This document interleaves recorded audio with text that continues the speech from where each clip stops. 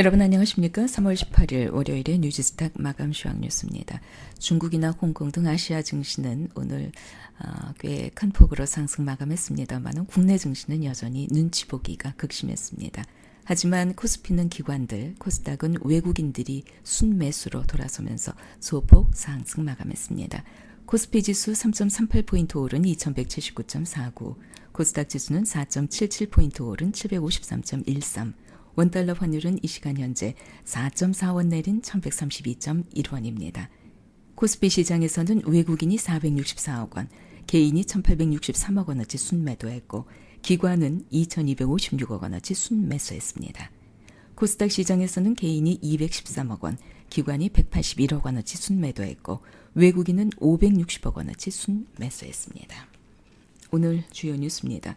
미국 연준이 금리 인상 속도를 조정하는 데 그치는 것이 아니라 금리 인하까지 나설 수 있다는 전망이 제기됐습니다. 앞으로 글로벌 금융시장의 주요 테마는 각국 중앙은행의 완화 경쟁이 될 것이라는 분석이 나왔습니다. 18일 CME 그룹의 패드워치에 따르면 연방기금금리 선물시장은 내년 1월까지 미국의 기준금리가 한 차례 인하될 확률을 약 29% 반영하고 있습니다.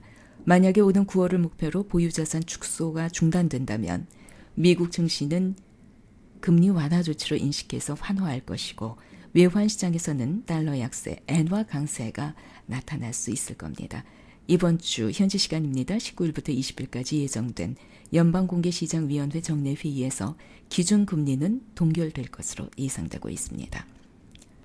MSCI 편입 비중 확대 등으로 올해 중국 증시에는 약 1,000억 달러, 우리 돈으로 113조 원가량의 해외 뭉칫돈이 유입될 것으로 예상됩니다.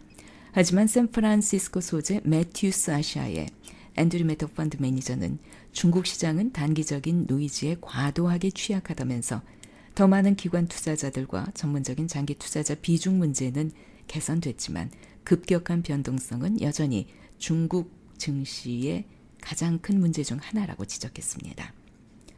사우스 차이나 모닝 포스트지가 미중 정상 간의談판은 4월에 이루어질 가능성은 희박하고 6월로 연기될 수 있다고 보도했습니다.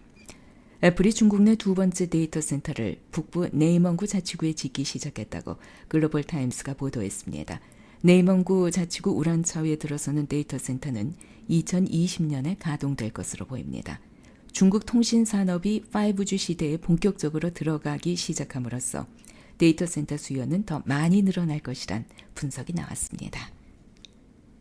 최근 삼성전자와 SK하이닉스 등 대형 반도체주가 약세를 나타냈지만 주가는 하반기 실적 개선과 함께 반등할 것이라는 전망이 나왔습니다. 오는 21일 미국 마이크론의 실적 발표가 긍정적으로 나온다면 단기적으로 삼성전자나 SK하이닉스 주가에도 긍정적인 영향을 미칠 것이라는 전망입니다.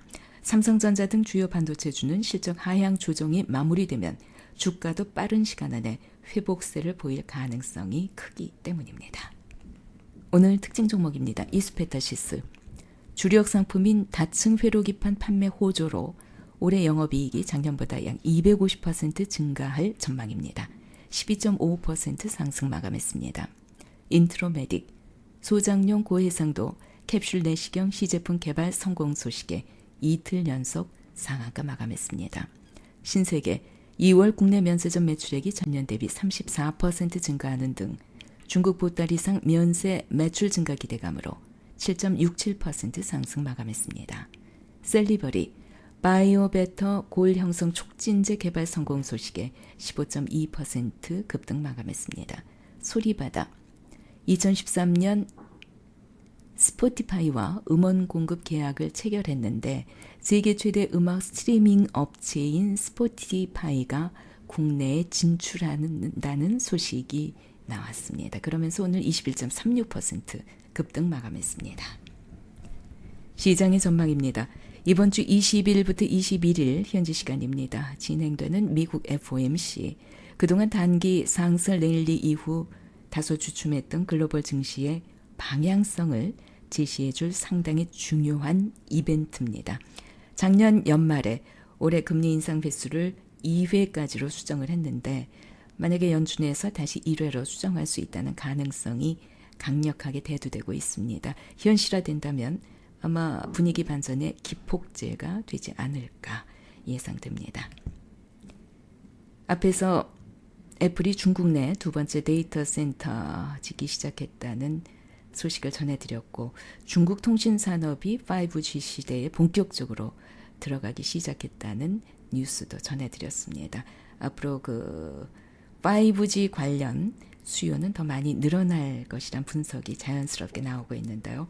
5G 인프라 투자 수혜주, 또 OLED 서플라이 체인이라든가 폴더블 관련주, 2차 전지 소재, 또 장비, 이런 관련주들은 중장기 성장성을 고려해서 주가 조정 시기에는 매수 기회로 활용하시는 것이 바람직하지 않나 하는 생각입니다.